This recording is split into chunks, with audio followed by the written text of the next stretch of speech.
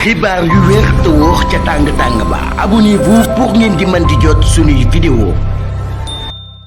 dal leen ak jàmm seen chaîne bi di Buzz 221 HD kii di Mame Mactar Gueye di njiitaru kuréel gi ñu dippee Jamra Sénégal ginnaaw ba rappeur bii di Dof Ndeye ñàkkee yaayam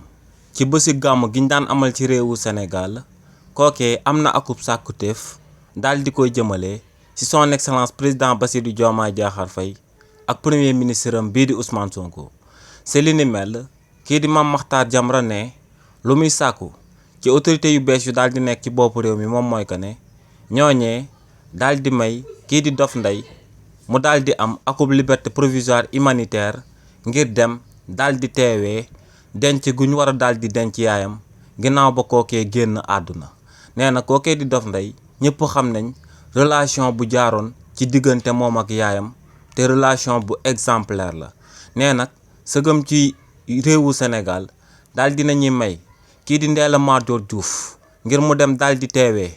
deewu papaam ginnaaw ba mu nekkee woon ci kaso bi ne moo ngi daal di sàkku tamit ci waa régime bu bees bi ñooñu tamit ñu daal di may Dof Ndeye ngir mu daal di am akub liberté provisoire humanitaire bu ko defee mu daal di am ñetti bés yi nga xam ne dina ko daal di bàyyoo ci kaso bi daal di ciy ànd ak ay takk der bu ko defee mu daal di toog ci weti fameem daal di teewee dëju yaayam mi nga xam ne kullu sénégalais daal di nay xam que ne ñoom ñaar relation bu exceptionnelle lañ amoon ndax kii di Dof Ndeye musta daal di beddi yaayam mi nga xam ne